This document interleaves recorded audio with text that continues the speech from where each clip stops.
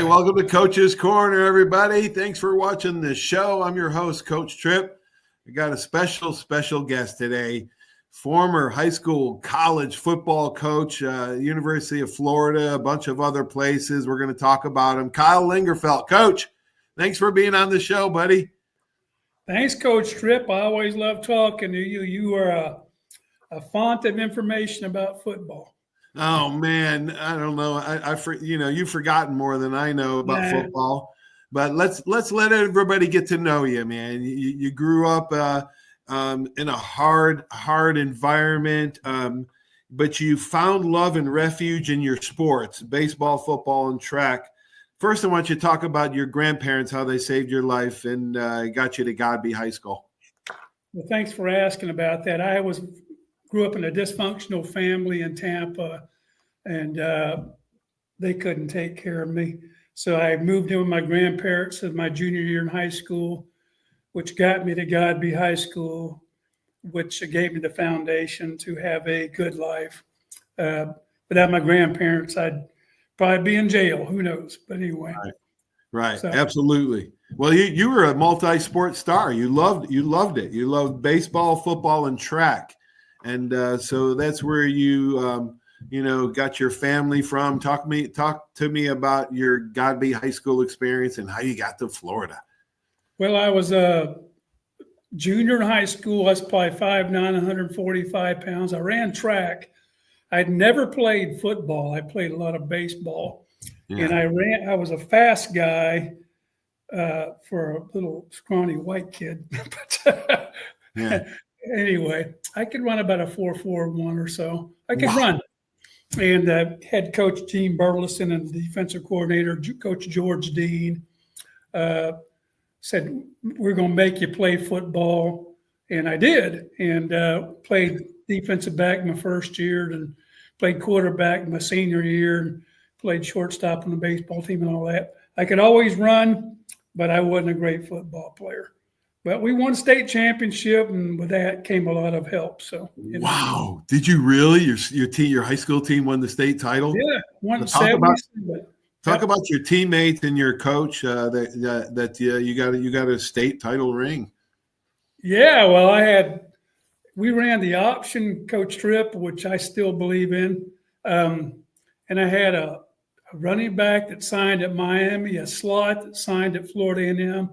A tight end that signed at Vanderbilt. Gosh, wow. we had 8 Division I or 1AA guys. So I just basically handed the ball off, and every once in a while I'd fall down for 6 or 7 yards on the option, you know what I mean? Pitch or keep. And I'd read that in and just run like crazy until they hit me. But I could run. I could not throw. I could throw the ball maybe 40 yards. And that got me to Florida because I could run fast. But when I got to Florida, I realized my butt don't belong here. Oh, man, what a jump. I feel the same way, Coach. It was a huge jump from high school to college, not so much from college to pros. And I came from, state title team with George O'Leary as my high school coach. And when I got to Bama, they just won back-to-back titles. And I went out there and I went, holy shit, what am I doing here? Well, at least you were 6'1" and 190. I was 5'1", 170. We played the same position, but you look like a man. I look like a little freaking teenager. Oh my gosh, Coach! I know your love. And we're going to talk about your coaching days because as a matter of fact, we're gonna go over your top 10 most memorable games, and because it shows such a variety. But you were on the field coach more years than you were a recruiting coordinator, but that's your passion, right? You love to recruit. Yeah, I was we'll cover all this. My first job was a GA at Southwest Louisiana Raging Cajuns, which is now University of Louisiana Lafayette. Yeah, there's so many directional schools.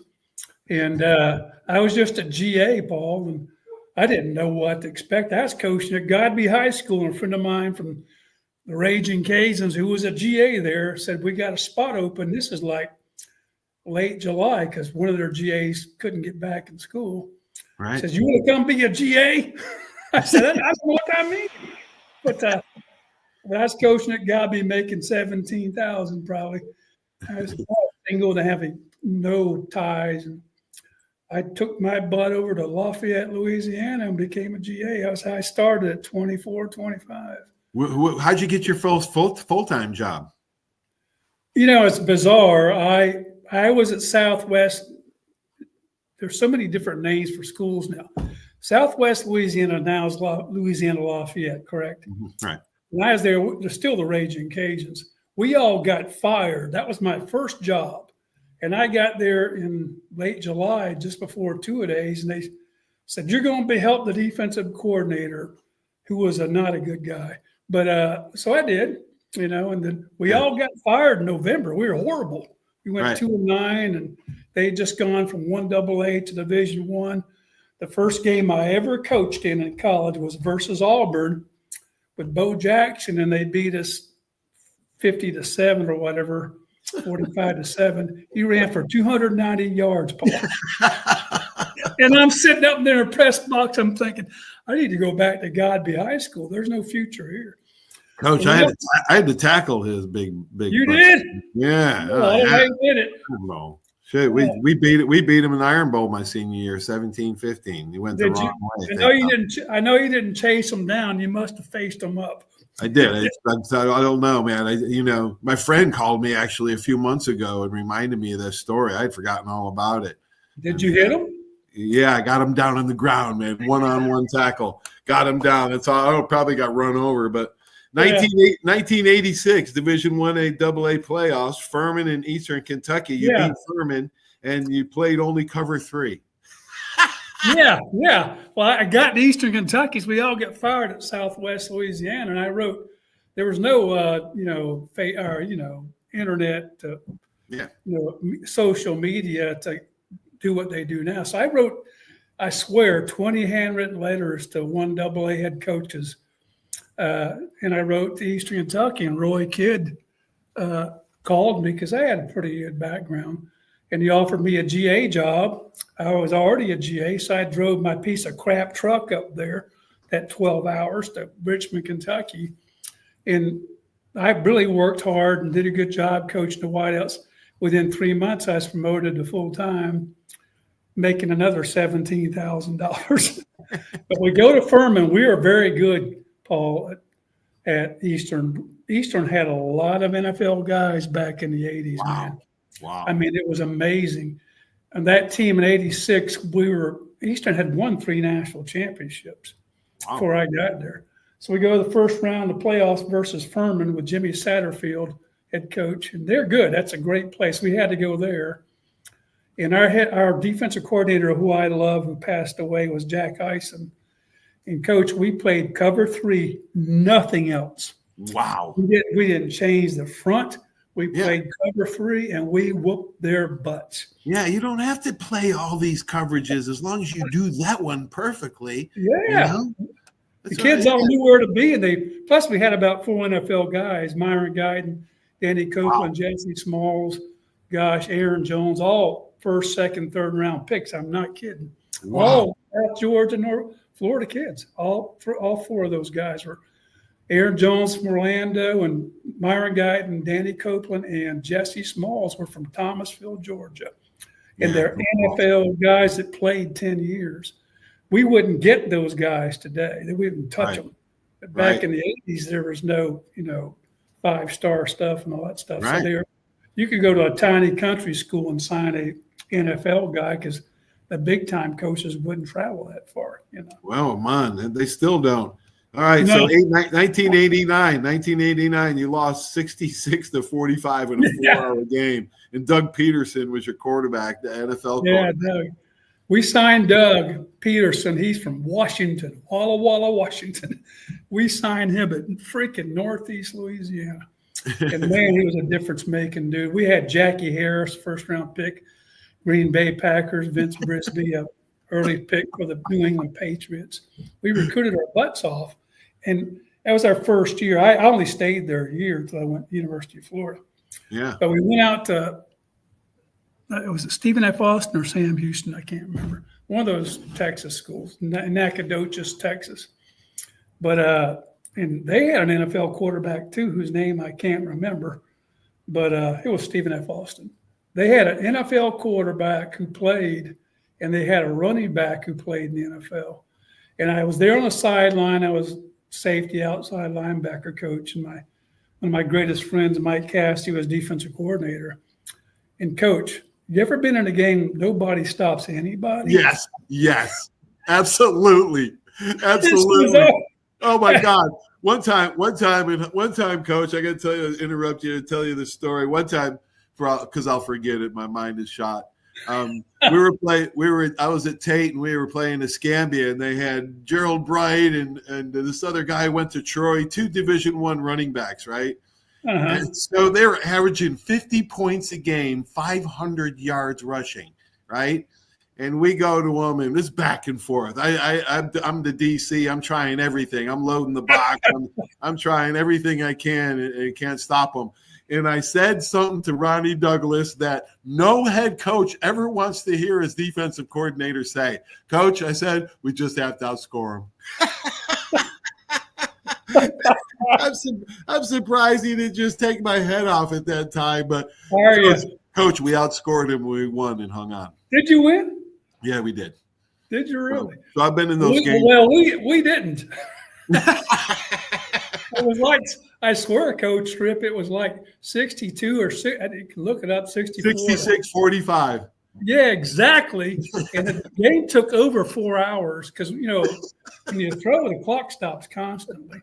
And I swear, man, a 5 or 8, 10-yard stop was you're celebrating, Did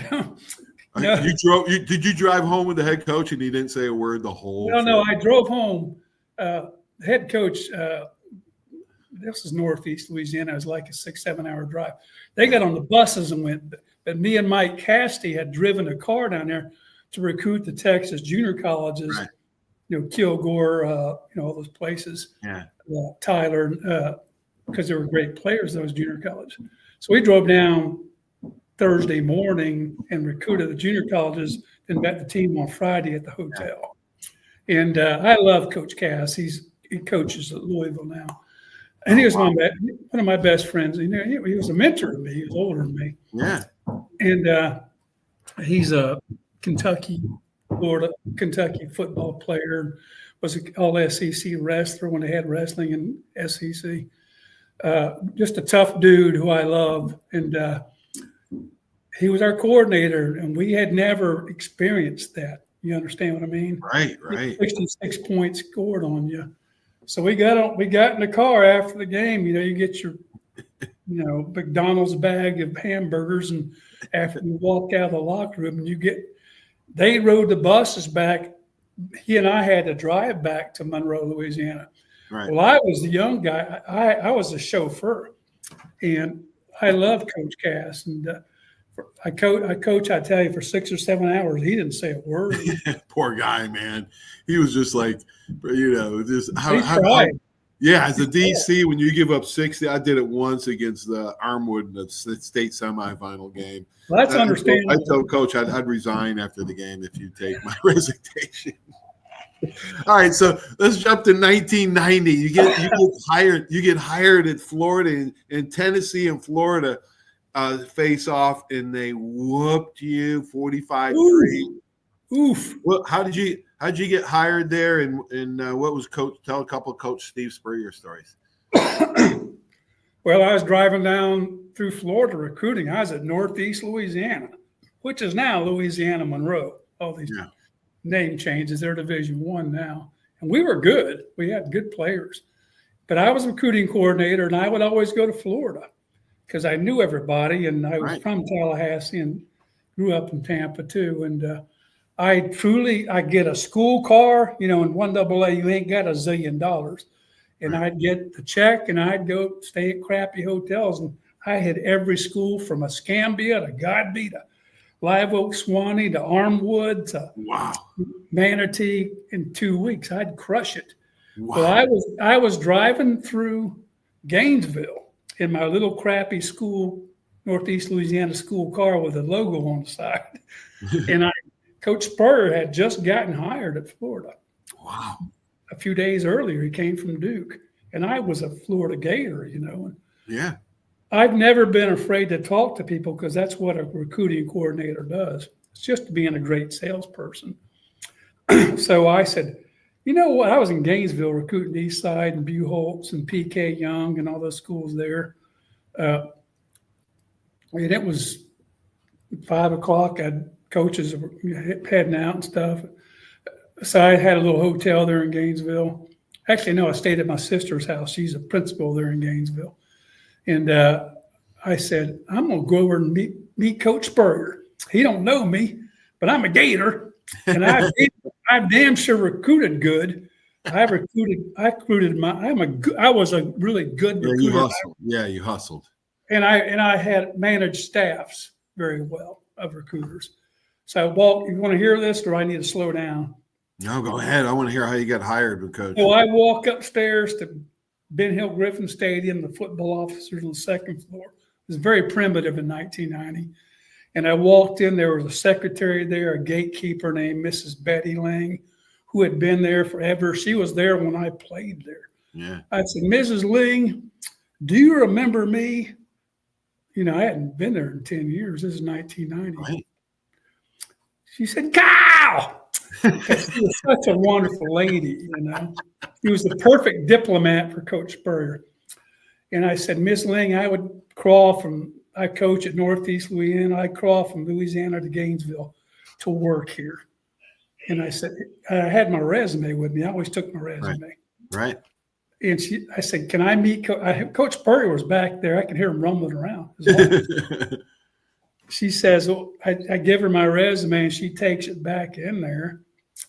And she comes back. She says, well, Coach Spurrier, you know, he don't know me, Paul. You know, right. He says, you got your resume, and if he has an interest, he'll call you. I got blown off. Well, here's how the Lord works sometimes. And I didn't deserve this. But I understood he was blowing me off. He didn't know me. Right. You want to hear this? Because I know I absolutely. Absolutely. So here's how I got hired by the Florida Gators. I was walking out of the office, about to get back in my car, go to my sister's house and eat dinner and get up the next morning and go down to Tampa and spend 2 weeks there in St. Pete and recruit, you know. Yeah. But I wasn't unhappy. I liked my job at Northeast. I just thought I'd give it a shot.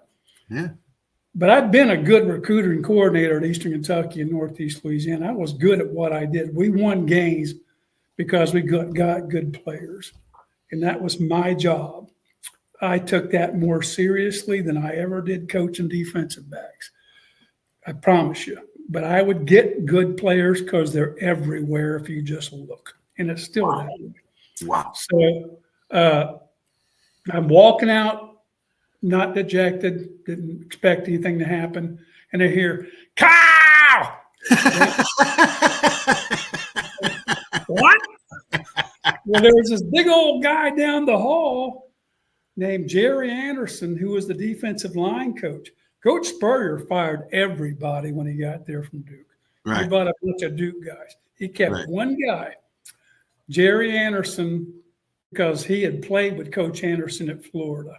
Okay. We were good friends. And Coach Anderson was a great man. He was a head coach at Miami Carroll City, won a bunch of state championships. Wow. Yeah, he's a great man. And he said, come here. And I'm like 5'9", still 175. He's huge. And I waddle down there like a little puppy. He says, what are you doing here, buddy? I said, Coach, I would give anything to work for y'all. Because you got that. You only got one chance. Right. He's got to hire 30 people, you know. And I didn't care what it would be. I said, Coach, I'd crawl from Louisiana to Gainesville to work for Coach Spurrier and be a Gator again. And he talked to me. He said, I'll see what I can do. You know, you don't know. Drive on down to Tampa. I know this is a long story. And I go to the hotel because we have any money at Northeast Louisiana and stayed in Brandon in a crappy Ramada Inn. And I went out recruiting and I came home about a week into it. And that little red light's flashing on my phone. Right.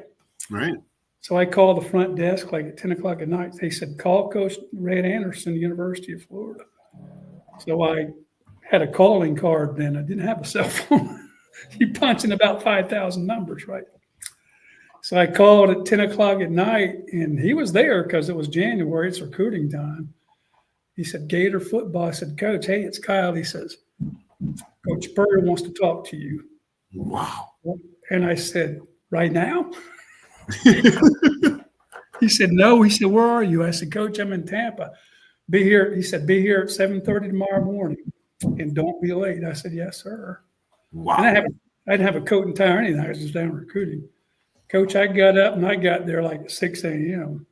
It's 2.5 hours from Tampa to Gainesville. And a janitor let me in, and I'm sitting in the lobby like a little slappy looking at a game program. On the back of those, you have it. The back of those, you see Letterman. I would make sure my name was in there.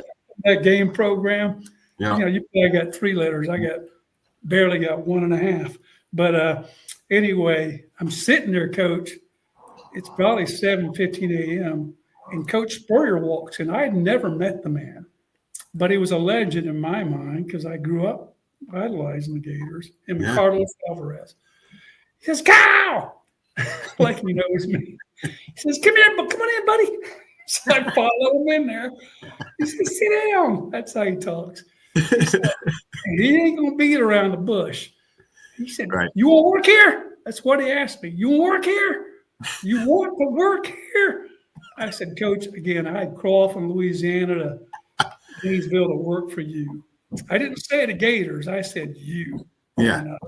Work for you. He said, well, I got a spot. I said, well, I'm thinking, I'm a defensive back coach, and I'm by then making $30,000, and I'm recruiting court. I think I'm rich. But I'm not. I just don't have a family or any money or any bills. Right.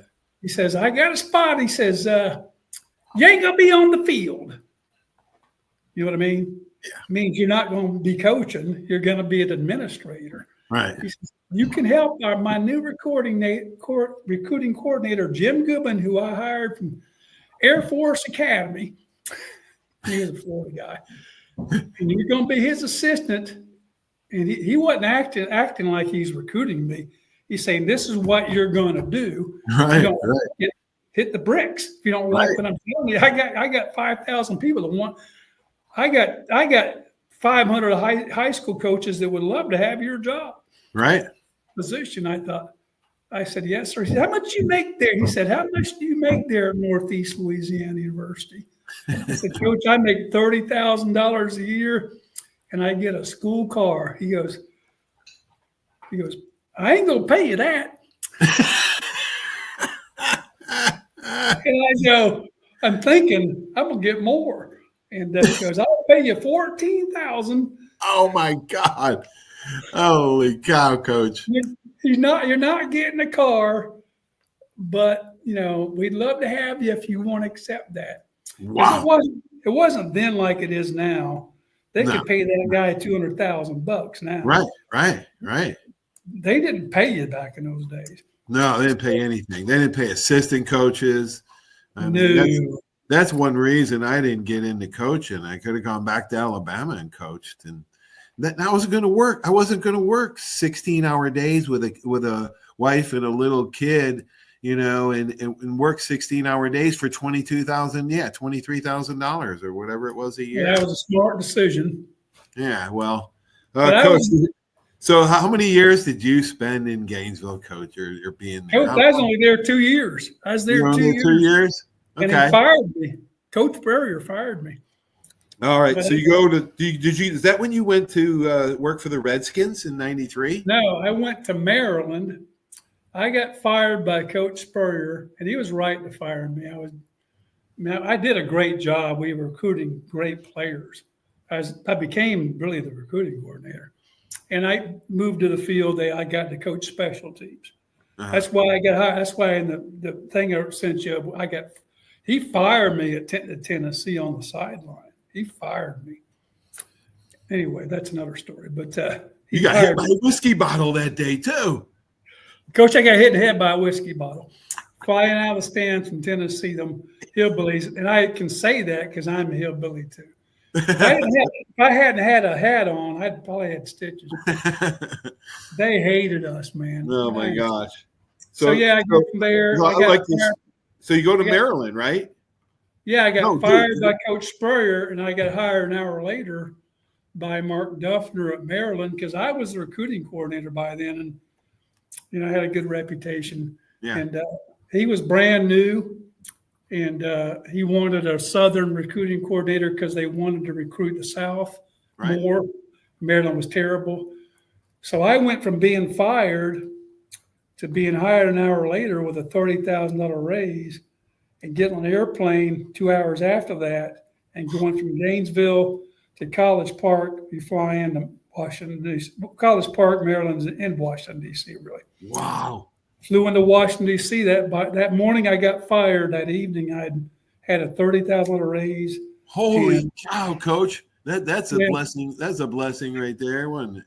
Yeah, I had a blast. I love Maryland. And, we weren't very good. The thing I sent you was one of my favorite games is we went to Duke and beat them on the last play of the game. And to see our kids so happy, we weren't very good. And that rolled into good recruiting. Then after that, I got hired by Mr. Cook at the Washington Redskins and got to experience that for a year or two. So, but then 95, Cincy versus Tulsa. Godby alum, true freshman Chad Plummer led you guys to a 24-5 win in 1995. Wow! Did you guys have a good team that year? Well, we went 6-5, but they had never done that before. Wow! But But Chad Plummer from Godby High School, who I came down and personally recruited, was a true freshman that turned our program around. Let me tell you, I got Chad. You love stories? So I fly down to Tallahassee to recruit Chad, another kid named Hassan Champion, who was a heck of a linebacker. I got both of them. And Chad wouldn't mind me telling you this. He's a good kid, good person.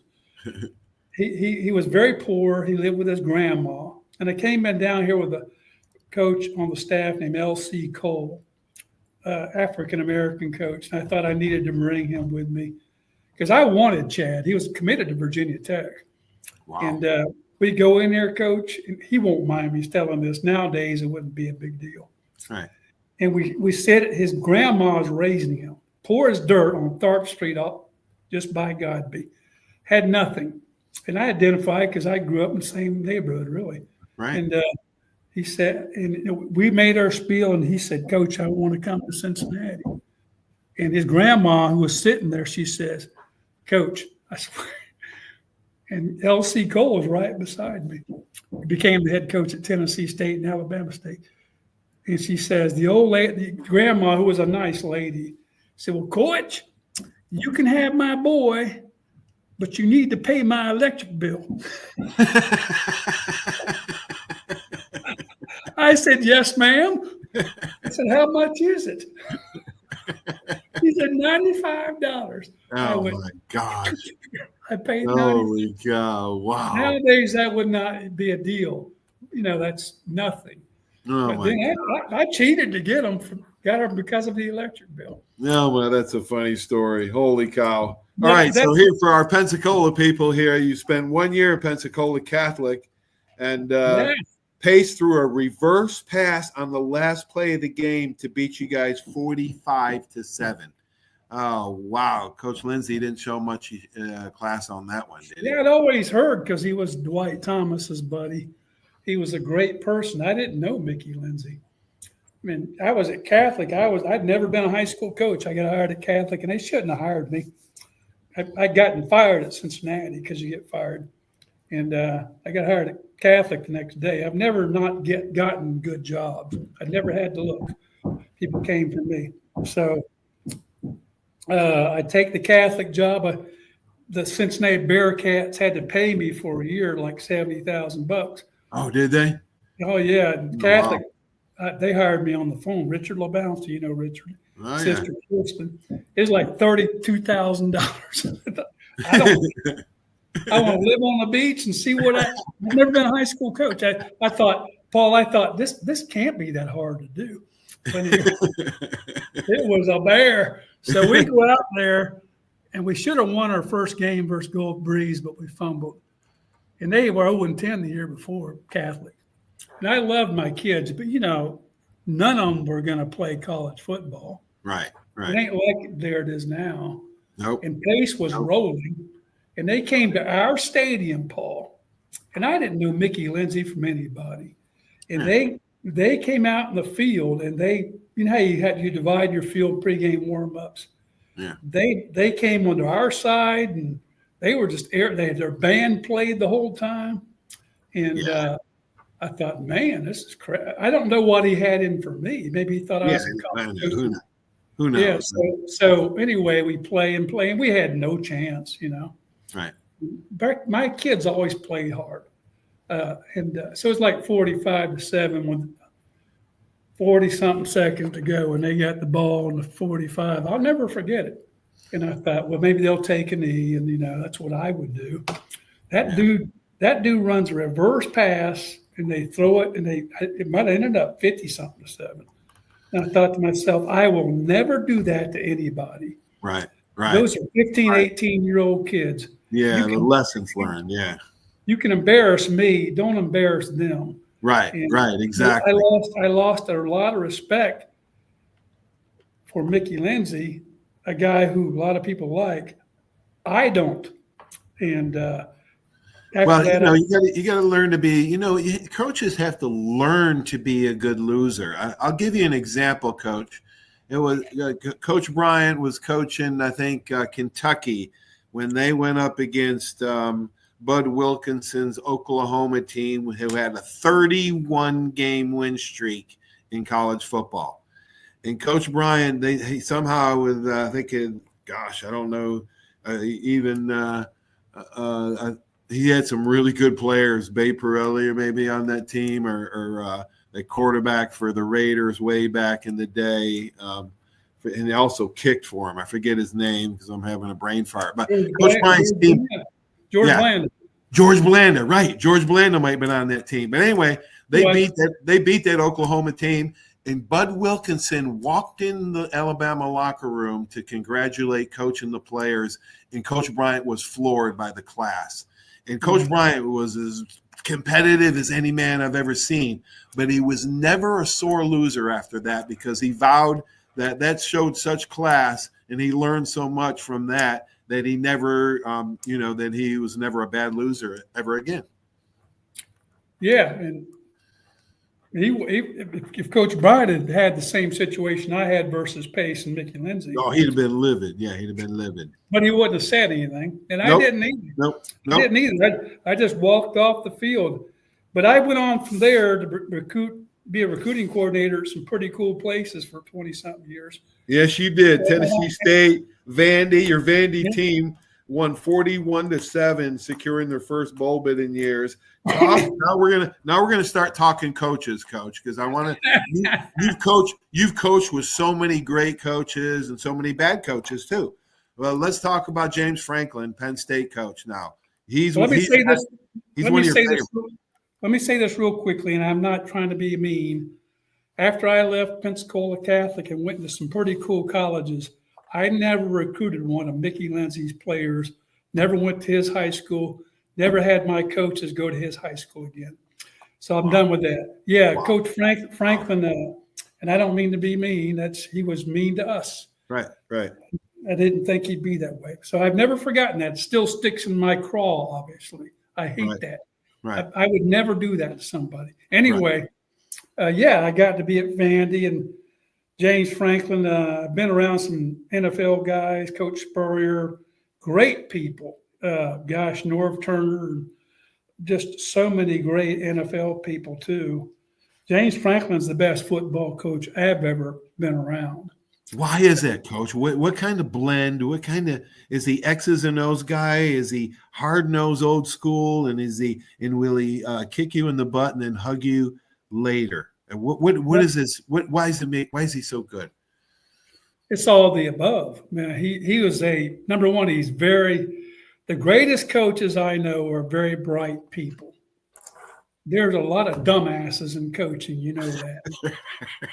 There are a crap load of dumbasses in coaching. Just like to scream and yell and bloviate. Right. No, he fit Vanderbilt because he's a brilliant man. And he could communicate. Vanderbilt was a hard road to hoe. Right.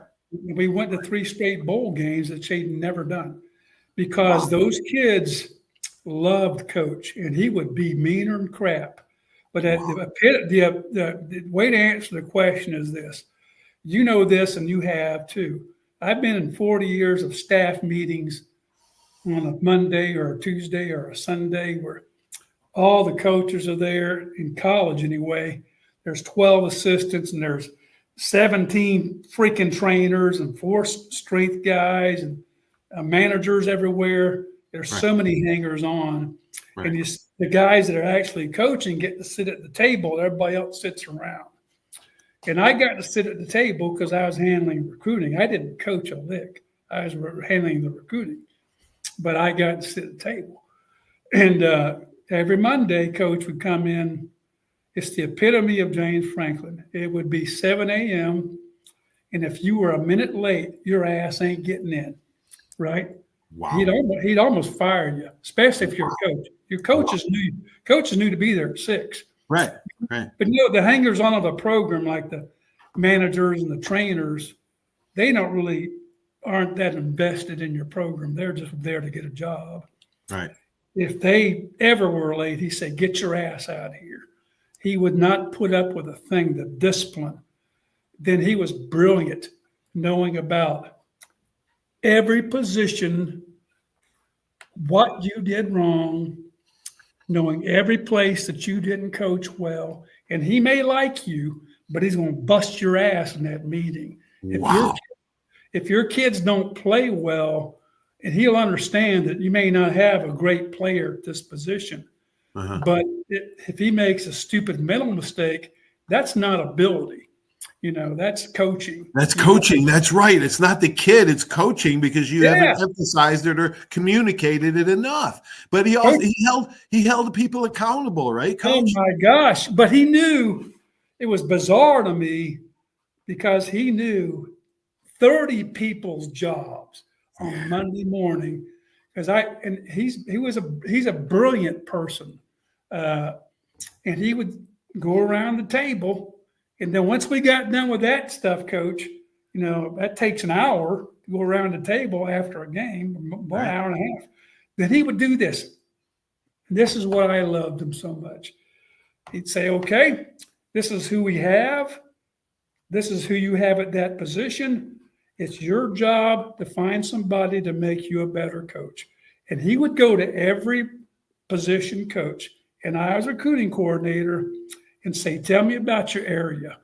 And I would go to him on Sunday night and, inform him about how recruiting is going. Because I knew it. Like, I made sure I knew that position coach's area better than he did. Right. Times 10. And so I'd tell him. And we'd watch some film. It was one of my favorite times in my football life. Sitting there with a coach at 11 o'clock at night. Well, I say, "Coach, I think this kid's pretty good." You're watching him. And he would make notes about everything. Wow. And, it was bizarre. Coach, he had notebooks that full of handwritten. Oh my gosh. He was brilliant. And he would go into the meet. He was with the Green Bay Packers. He had Green Bay notebooks that thick. But he would go into the meeting and, talk about who's hurt and all that kind of stuff, and the strength staff. He was big on the strength staff. That was incredibly important to him. And he hired a great person in Dwight Galt. Anyway, we'd go around the table, and if a coach was bullshitting about his recruiting gear or had not made his calls, oh man, that's grounds for firing. And that's why we got good. We got good players, at Vanderbilt, which is incredibly hard to do. So anyway, Coach, that's a sign of great. Those are the characteristics of a great coach. Elite coaches. He's always learning. He always making notes. He knows every single position, and he knows what coaches and the players are at that every position. He was big on the strength coaches. All these things you do remind me of Coach Bryant.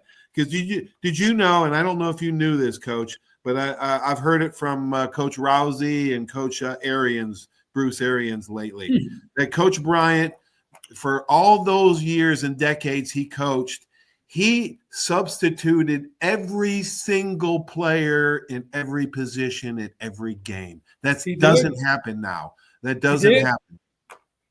Well, it gave him experience, right? Because he gave him experience and knowledge and brilliance. Yeah, like you said. He did that. He did that with you.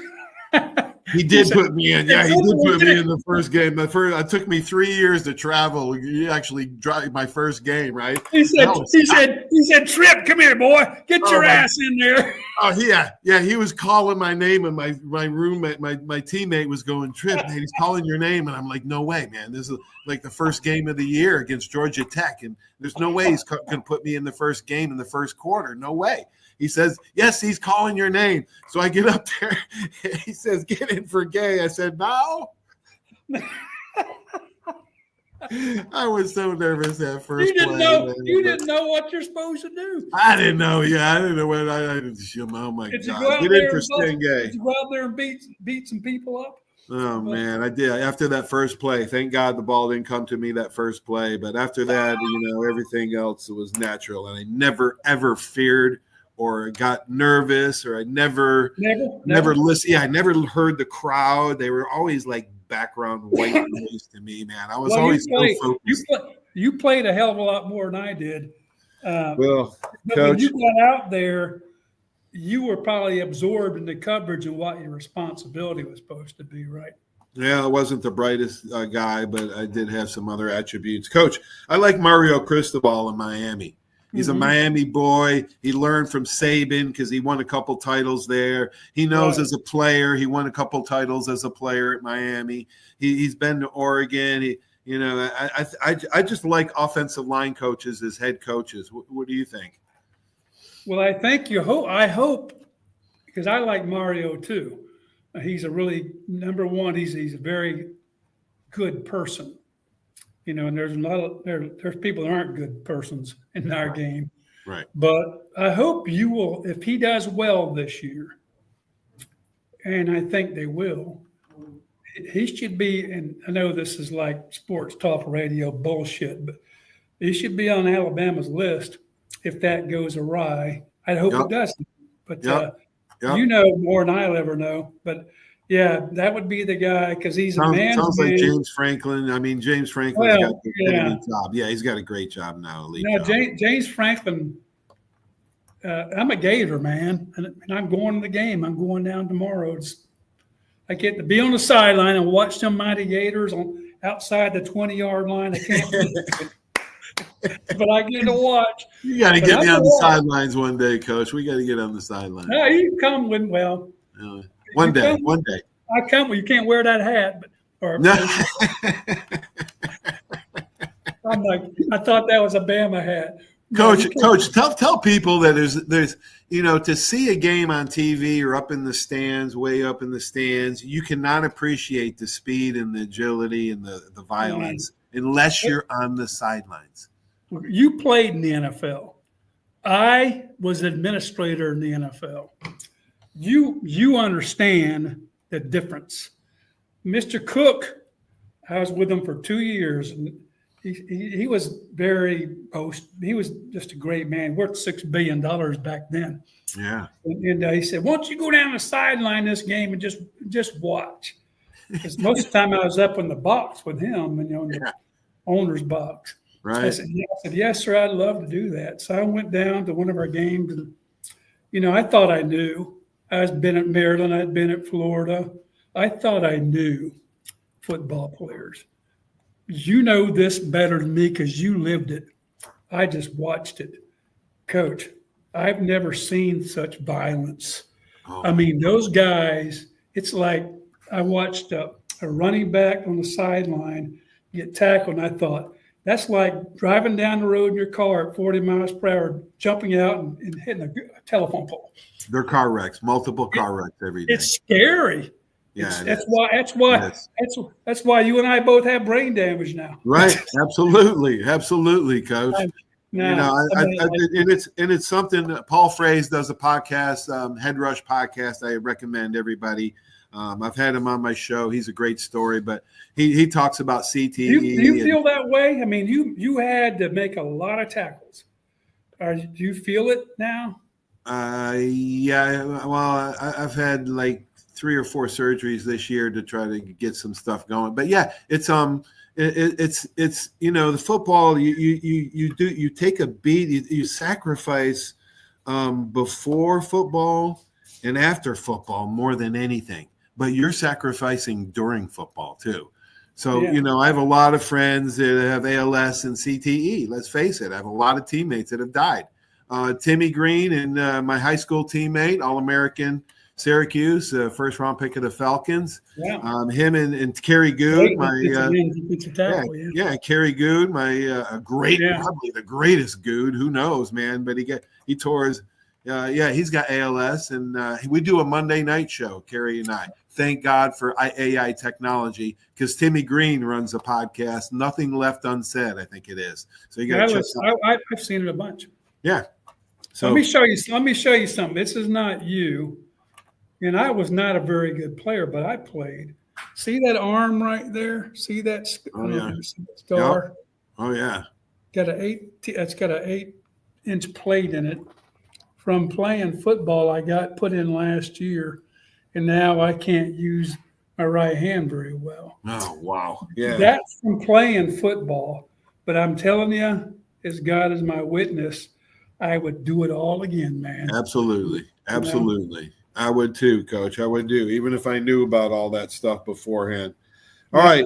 Let's last subject maybe. How was our team's well, I never thought about Bama. I think Bama's in trouble, Coach. I just don't know. I don't have a whole lot of confidence in him. I do want to give him time to turn this around, but when I see stuff that I've seen carry over from last year to this year, it's alarming. Let's just say it's alarming to me. And you got that at Florida for a couple of years, but you know you got to support the guys at your institution. We're not bandwagon fans. We do have high standards, and we just have to give guys. I'm all for giving guys a few years, because I know I've read Mike Krzyzewski's story and a couple other guys that didn't really get it until a few more years. But Bama patience. Let me say this, Coach. I think history is repeating itself. I'm going to come out and say it. Okay, Bama experienced the same drop off in play when Coach Bryant walked into a team meeting on December 14th, 1982, my 21st birthday, and told everybody he was retiring. He knew there was going to be a drop-off in play, and he also knew that Bama fans would not understand. I think history is repeating itself. You do. But who replaced – Coach Stallings replaced Coach Bryant, right? Well, no, Perkins did, and then Curry, and then Stallings. Oh, okay. I don't know. Yeah. So it took a while to get to Coach Stallings, who was elite. Well, you know who I can't. I don't have any inside anything about Alabama. You have, because you're an Alabama guy, but I don't understand the hire in the first place, because and I hate to be like these guys that run their mouth, but you know what, Paul? You and I can run our mouth because we effing lived in that world. We're not some slapdick who never put a jock strap on. Right, exactly. I lived that life. Yes, the you thing have. about Alabama to me, and I was there Saturday. I was there in Tallahassee. I watched, not on the sideline, but up in the box. Uh-huh. And I thought, I've never seen Alabama not be physical, even when they weren't good. But I thought to myself as I was driving home back to the beach, there's a cultural thing here, because they got good players. But that guy's a Northwest, and I know you're from New York. That guy's from the Northwest. He doesn't speak the language. He doesn't seem like he gets to me, if he got pissed off, I wouldn't be scared of him. But exactly. Good point, Coach. If Nick Saban got pissed off, that little piss ant, he's my size. I know he could ruin my life. I think Kalen DeBoer, the players control the program now. That's what I think. And that happens. That's a lot of places, but not. They control the program, and it went from Nick Saban, who controlled everything, to a guy that probably doesn't control anything anymore. He has to beg them to play well, and his assistants do too. Saban, those assistants and him said, "You're going to play your ass off. I'll get somebody else." Or else. That's right, Coach. And that's the way it was with Coach Bryant. That's Alabama. That's Alabama. That's Alabama discipline. It's this way or the highway. If you don't like it, tough. Then we're not going to negotiate this stuff. Here's a parallel. Here's a parallel, and I'll shut up. Okay, I'll shut up. But I know Billy Napier pretty well. I've known him since he's a little boy because his dad was a hell of a high school coach in North Georgia. And I used to go recruit there, and Billy was the ball boy, and I knew him growing up. He played quarterback at Furman and all that kind of stuff. But I've been on that sideline for 2 years now, outside the 20, not saying shit, but I get to be there. I do. Me and about 40 other guys. I don't know, but I love Coach Napier. But he had a hard time too. But the difference is they have, to me, kids that have bought in to what he's doing, and and I don't take this the wrong way. Right. He's a guy from the South who talks their freaking language. And I watch him coach. He's a mean son of a bitch. Yeah, you gotta be. You have to be. I mean, I was a decent coach. I was okay. I wasn't a great coach, but you have to bring the heat, man. Yeah, they gotta know you love them. You gotta know they gotta know you love them. Yeah, but you have to bring the energy and the heat and take it in no uncertain terms. I mean, I got a penalty one time for staring at a referee, Coach. Just staring at a referee. The head coach comes over and says, "Hey, Coach Tripp didn't even say a word to you. Why did you give him a flag?" And the guy says, "He was staring at me." That's what the referee said. And so I go off to the sidelines and I'm laughing with, and I'm like, "Whoa, I can't believe that, man." And the players are, that was crazy. And then one backup DB looks at me and says, "Coach, your look can be pretty intimidating." And I just laughed and I went, "Yeah, you're probably right, dude. That's a good thing. That's a good thing. That's right. You don't even have to say anything, and you know what I'm. Coach, I tell you this, and I'll shut up. But my 1 year in high school football was at Catholic high school, and I loved my kids. We weren't any good, and I didn't do a good job because I was really just wanting to go back to college. But the most frustrating part of being a high school coach back then was the freaking officials, because most of them don't know shit from Shinola. They're out there getting $40 determining your future.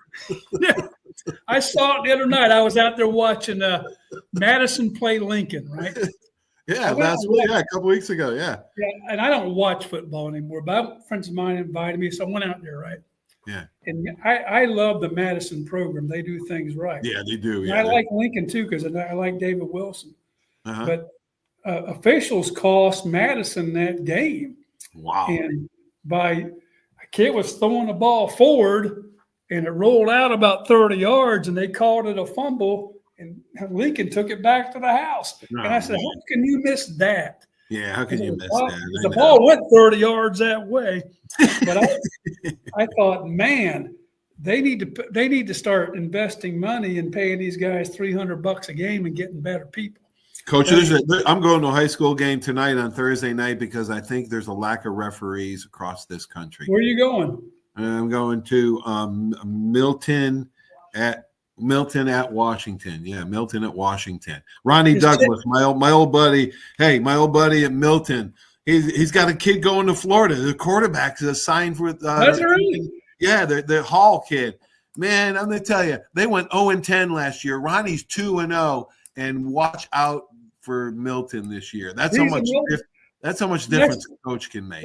Last time I went there was Chafin Marsh. Yeah. And before that, it was Coach, what's his name, who's been there forever. Oh, gosh, man. It makes all the difference in the world. High school, I'll let you go, but listen to this, okay? Because I know personnel and talent, that's all I ever did.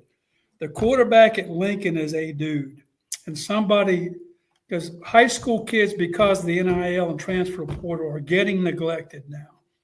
Right. Kids, colleges used to sign 25 high school kids a year, now they're signing 10 or 12. There's Division I guys that end up at Valdosta State, which is good for them. Yeah. But that quarterback at Lincoln is a dude. His dad is Taylor Jacobs, who played in the NFL, who played for the Gators. I love Taylor. That quarterback at Lincoln's a dude. And you know what, Coach? I don't ever say this. That place kicker is a dude too. Oh, Lincoln. Wow. And that makes a huge difference. Oh, I see games every week in the playoffs. It happens too. High school games will be lost and won just by the kicker. I mean, you can't even make an extra point for crying out loud. I know. I don't understand why. I don't understand either, Coach. I don't understand. I don't understand why head high school coach wouldn't say the most important hire I'm going to make is a guy that knows how to coach special teams.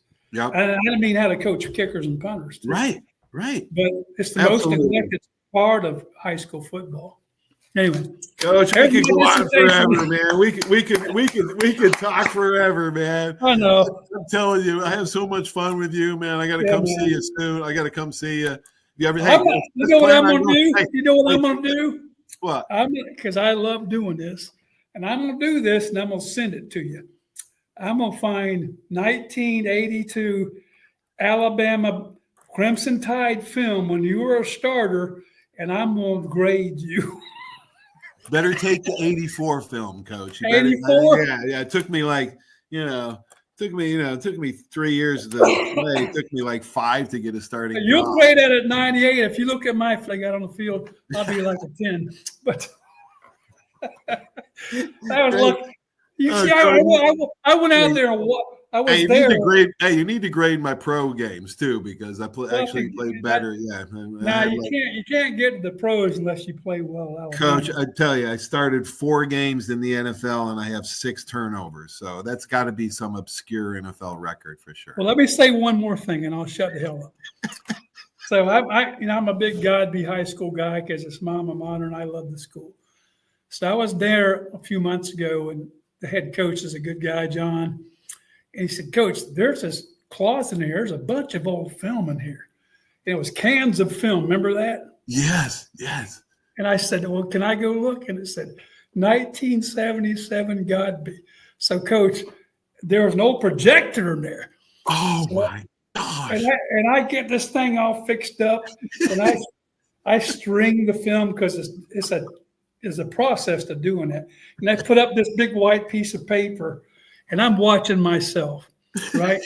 And I swear to God, I thought I was good. Coach, I'm watching myself. You're going back and forth. I go, I ain't worth a shit. And I wasn't. I wasn't worth a shit. I wouldn't sign me at Troy or at Valdosta. I'd see myself running fast. Oh, that's so funny, Coach. That's so funny, man. I was horrible. Hey, man. It broke my heart. Oh, gosh. Yeah, you probably didn't want to do that. All right. Yeah. All right, Coach. Thanks, man. Thanks. Go Gators. Roll Tide, man. Roll Tide. Go Gators. Yeah, we'll talk to you soon, buddy. Thank you. See you, brother. Bye-bye. See you, buddy. Wow, Coach Kyle Lingerfelt. Amazing. What a guy. What a career. And, he's got passion. I bet he was a great recruiter and great coach and a hard worker, too. So, that'll take you a long way, man. Perseverance is omnipotent. Thanks for watching the show. Have a great sports weekend, everybody. Stay tuned for these important messages brought to you by Sandy Sansing Chevrolet, our title sponsor. Thanks for watching, everybody. So long. When it comes to buying your next car, truck, or SUV, you need a team that puts you first. Here at the Sandy Sansing dealerships, we're proud to serve Pensacola and the Gulf Coast with the best selection, trusted service, and deals that work for your family. Just like great coaches build great teams, Sandy Sansing builds lasting relationships with every customer who walks through our doors. Because when it comes to finding your next vehicle, there's only one name to remember. Sandy Sansing can. Hey, Bill, some game, huh? I haven't really noticed, Paul. What? The biggest game of the year? I've been looking over my insurance. Talk about problems I'm trying to figure out. Well, do what I did. Call the Seiler Agency. They showed me what I needed and what I didn't. They even saved me money. Now, instead of worrying about my insurance, I can worry about the big game. Contact the Seiler Agency at 476-7443 for all of your insurance needs. Your independent agent for home, auto, boat, RV, commercial, general liability, life, and sound investment strategies. Call 476-7443 today. Are you riding around in a filthy vehicle? Dirty car no more. Visit Ronnie's Car Wash today to get it shining in no time. They have 3 convenient locations with another coming soon. The unlimited monthly wash packages start as low as $14.95 per month with free vacuums, multi-purpose spray and towels. Visit them in Gulf Breeze, Navarre, Fort Walton, and soon Crestview. Don't wait, wash today. Be sure to see Ronnie's Car Wash on Facebook to see the latest specials and discounts. You'll be riding and shining in no time. When it comes to buying your next car, truck, or SUV, you need a team that puts you first. Here at the Sandy Sansing dealerships, we're proud to serve Pensacola and the Gulf Coast with the best selection, trusted service, and deals that work for your family. Just like great coaches build great teams, Sandy Sansing builds lasting relationships with every customer who walks through our doors. Because when it comes to finding your next vehicle, there's only one name to remember. Sandy Sansing can. 75 years of service and high tech today. It's Pensacola Glass Company at 433-8348. High tech is a term often applied to advanced services and products in today's marketplace. And today, glass is much more than a simple pane of brittle, see-through stuff we hit baseballs through when we were kids. Glass is now a product with unique flexibility in both performance and application. And Pensacola Glass Company is growing right along. That's Pensacola Glass Company at 433-8348.